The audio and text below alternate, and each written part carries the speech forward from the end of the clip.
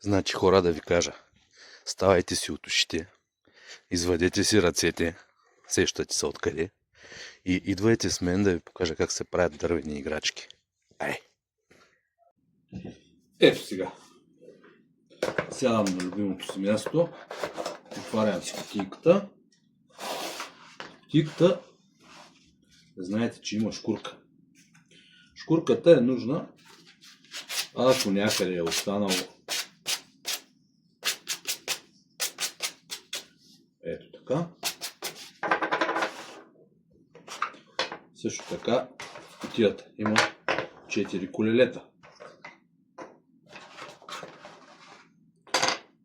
И такива детайли. 4 дървени дибли.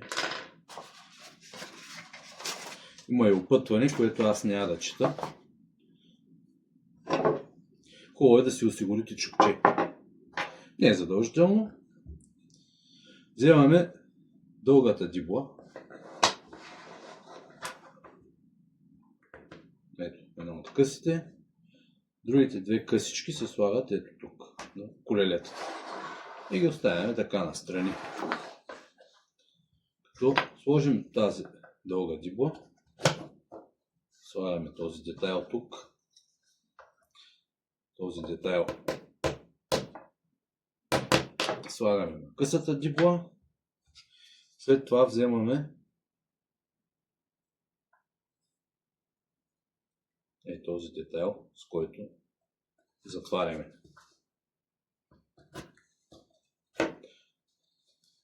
Внимателно да не се щупи. Ето така.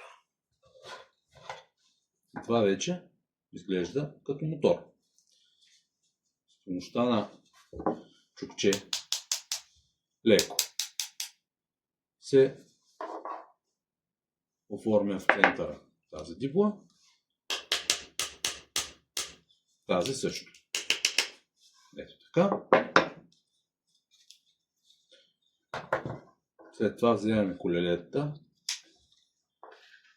и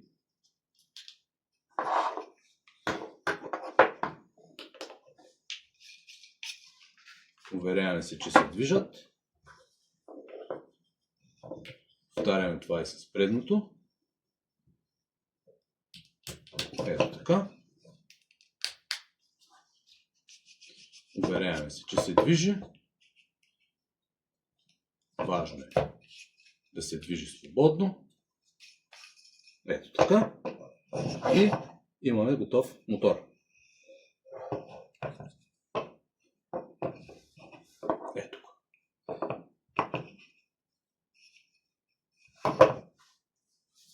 Благодаря ви и чао!